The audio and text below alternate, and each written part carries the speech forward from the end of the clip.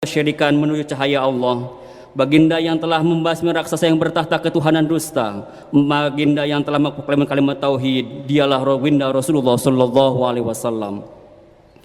Hadirin jemaah Jumat yang berbahagia, beberapa hari yang lalu kita telah melaksanakan ibadah salat Idul Adha, sekaligus kita telah menyaksikan atau melaksanakan ibadah penyembelihan hewan kurban. Ibadah dalam bentuk penyembelihan hewan kurban ini bermula dari milah Nabiullah Ibrahim alaihissalam yang lurus, milah Allah yang subhanahu wa ta'ala yang telah mengharuskan Nabi Muhammad sallallahu alaihi wasallam beserta umatnya untuk mengikutinya, sebagaimana Allah firmankan dalam surat Ali Imran ayat 95, fattabi'u millata Ibrahim hanifa wa ma kana minal musyrikin. Maka itulah milahnya Nabi Ibrahim alaihissalam yang hanif itu, dia bukan termasuk orang-orang yang menyekutukan Allah. Sebagaimana kita ketahui, Nabi Ibrahim alaihissalam adalah seorang hamba Allah yang dapat dijadikan suri tauladan bagi kita. Dirinya merupakan lambang kepatuhan, lambang kepasrahan, lambang keikhlasan seorang hamba kepada Khaliknya. Beliau adalah potret hamba Allah yang senantiasa menunaikan segala perintah dan menjauhi larangan Rabbnya. Dengan penuh kesabaran keikhlasan, seluruh hidup dan kehidupannya disembahkan semata-mata untuk mendapatkan ridho Allah subhanahu wa ta'ala, sehingga menjadi keteladanan bagi kita semuanya, sebagaimana firman-Nya, laqad kana lakum fihim uswatun hasanah liman kana yarjullaha wal yawmal akhir wa may yatawalla fa innallaha wal ghaniyyul hamid. Sesungguhnya pada diri mereka Nabi Ibrahim alaihissalam beserta umatnya ada teladan yang baik bagimu, yaitu bagi orang-orang yang mengharapkan pahala dari Allah subhanahu wa ta'ala serta keselamatan pada hari kemudian. Dalam hal ketaatan dan kepatuhan Nabiullah Ibrahim alaihissalam dikabarkan oleh Allah subhanahu wa ta'ala dalam firman-Nya, wa idzibtala Ibrahim rabbuhu bikalimatin fatammahunna. Dan ingatlah ketika Ibrahim alaihissalam diuji oleh Tuhannya Allah subhanahu wa ta'ala beberapa kalimat, maksudnya diuji oleh bermacam-macam perintah dan larangan, lalu Ibrahim menunaikan. Allah berfirman, sungguhnya aku dan menjadikanmu imam bagi seluruh manusia. Hadirin sidang Jumat yang berbahagia, bila kita menyimak sejarah perjalanan Nabi Ibrahim alaihissalam, betapa banyak ujian dan cobaan yang diberikan kepadanya, namun beliau tetap tabah menghadapinya dengan penuh keikhlasan dan kesabaran.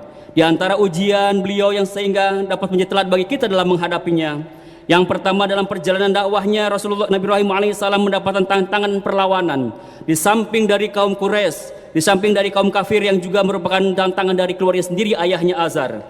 Akan tetapi beliau tetap sabar dan penuh harapan. Pernyataan pahit dan menyakitkan yang diungkapkan ayahnya itu tercermin di dalam Al-Quran, firman Allah subhanahu wa ta'ala, qala aragibun angtan ana lihati ya Ibrahim la illam tantahil arjumannaka wahjurni maliya. Wah, bapaknya berkata, bencikah wahai Ibrahim kepada Tuhan-Tuhanku, wahai Ibrahim, jika kamu tidak berhenti, niscaya kamu akan kuranjam dan tinggalkan aku dalam waktu yang cukup lama. Namun sebagai anak yang soleh, sebagai anak yang tunduk patuh kepada orang tuanya, Nabi Ibrahim alaihissalam walaupun diusir oleh orang tuanya, namun dia berkata, salamun alaika sa'astaghfirulaka rabbi innahu kana bi hafiyya. Semoga keselamatan dilimpahkan kepadamu, aku akan meminta ampun bagimu kepada Tuhanku, sesungguhnya dia sangat baik kepadaku. Akhirnya Nabi Ibrahim alaihissalam meninggalkan ayah dan kaumnya yang kafir.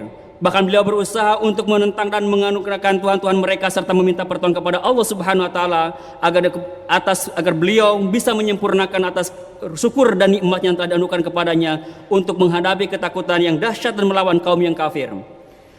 Ujian yang kedua, ketika Nabi Ibrahim alaihissalam telah menghancurkan berbagai hal yang disembah oleh kaum kafir, maka beliau disidangkan dan divonis mati untuk dibakar. Namun Khalilullah Ibrahim alaihissalam berdoa kepada Allah subhanahu wa ta'ala agar dia senantiasa melindunginya.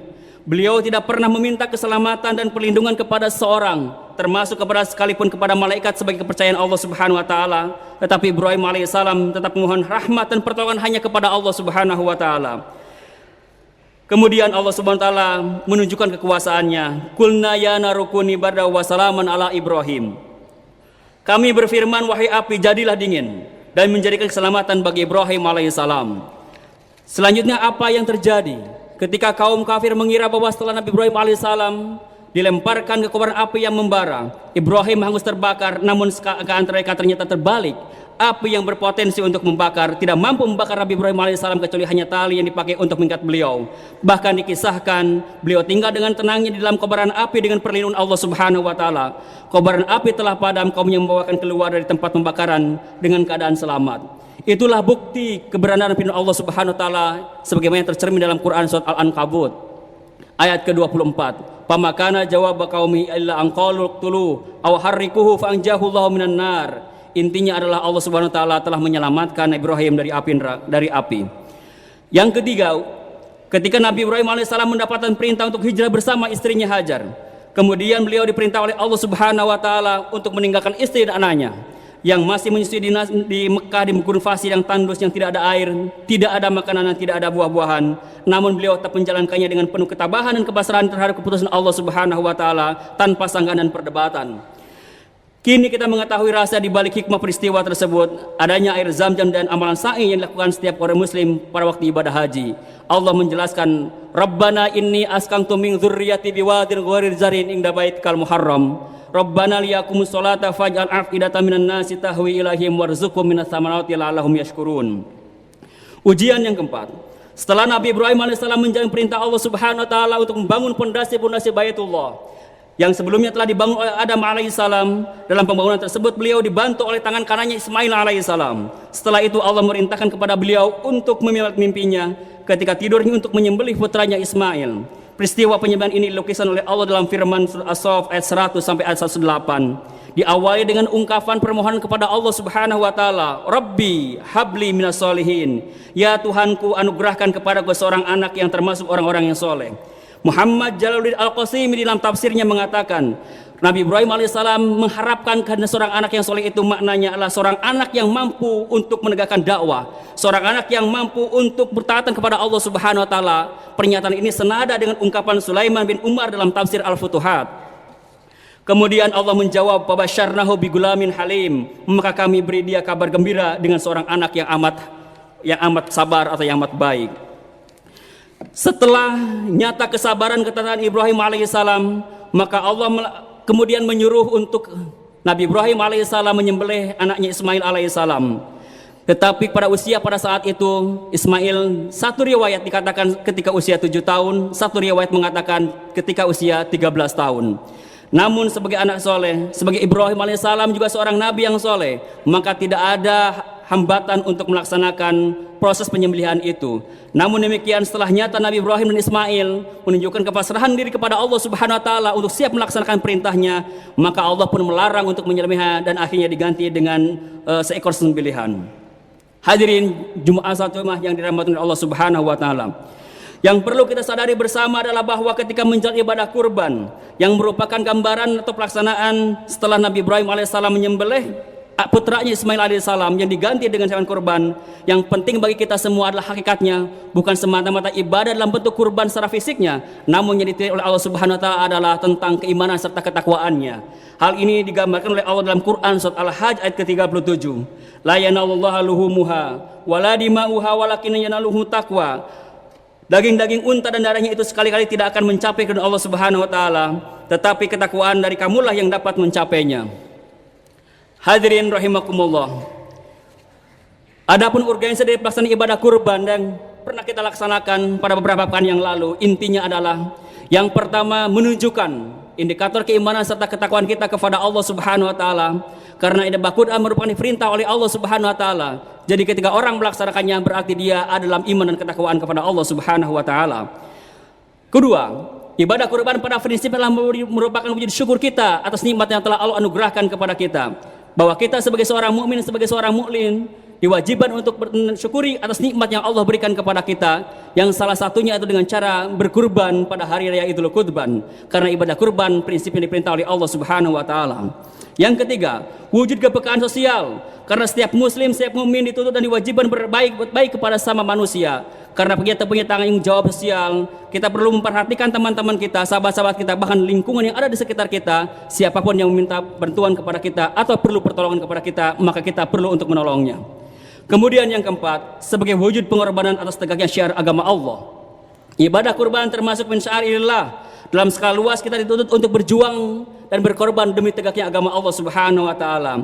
Tentu pada konteks selanjutnya, substansi ataupun urgensi dari ibadah kurban bukan semata-mata berkurban pada saat hari raya Idul Kurban, tetapi mari kita sama-sama mengorbankan segala apa yang kita miliki demi tegaknya agama Allah Subhanahu wa taala, baik dengan tenaga, dengan pikiran, bahkan dengan harta benda kita.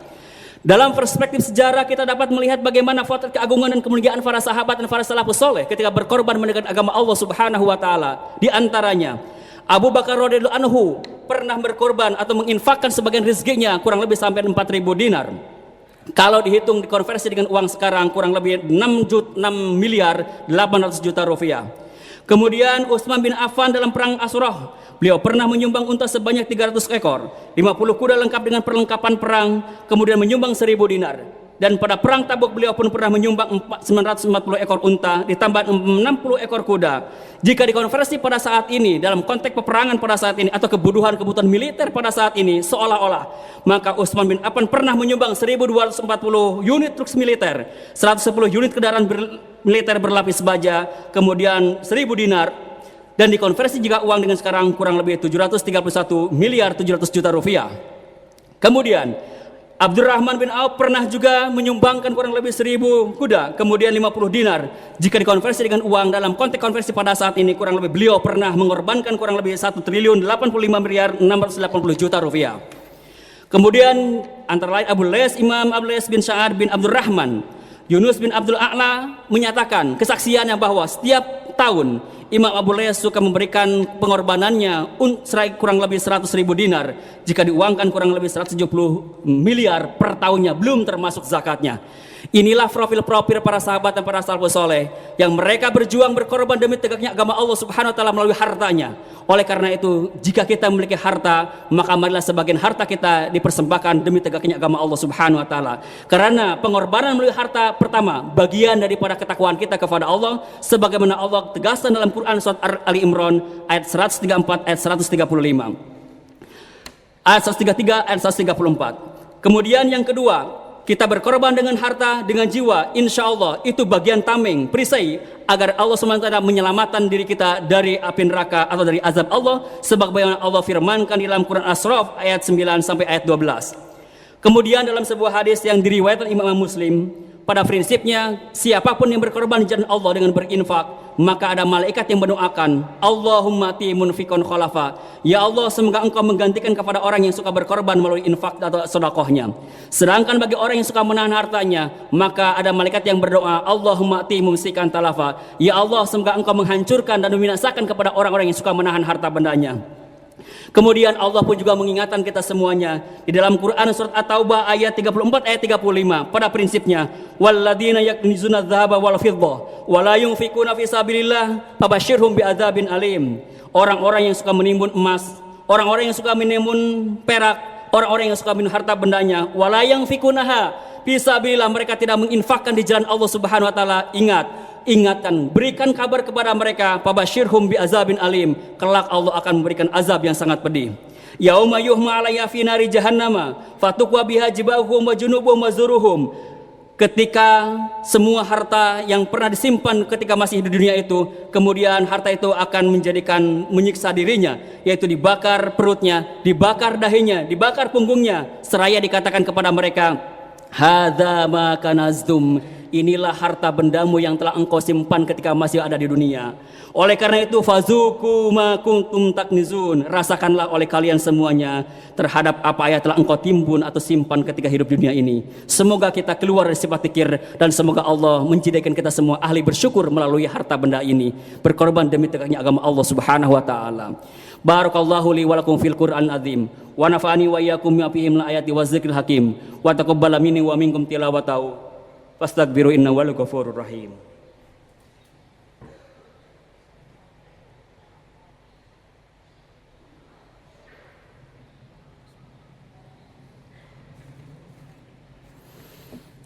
Alhamdulillahilladzi lam yattakhidh sahibata wala walada. Asyhadu an la ilaha illallah wahdahu la syarikalah wa asyhadu anna sayyidina wa nabiyyana Muhammad abduhu wa rasul alladzi jaa hudayan wa muwahhida. Allahumma sholli wa sallim wa barik ala sayyidina Muhammadin wa ala alihi wa sahbihi alladzina salaku ala sabili taqwa wal huda. Amma ba'du fa ya ibadallah usini wa iyyakum bi taqwallahi wa ta'ati la'allakum turhamun. Faqad qala Allah ta'ala fi kitabil karim wa huwa asdaqul qailin. A'udzubillahi minasyaitonir rajim. Bismillahirrahmanirrahim. Ya ayyuhalladzina amanu taqullaha haqqa tuqatih wa la tamutunna illa wa antum muslimun. Wa'lamu innallaha wa malaikatahu yusholluna 'alan nabi. Ya ayyuhalladzina amanu shallu 'alaihi wa sallimu taslima. Allahumma shalli ala sayyidina Muhammad wa ala ali sayyidina Muhammad kama shallaita ala sayyidina Ibrahim wa ala ali sayyidina Ibrahim wa barik ala sayyidina Muhammad wa ala ali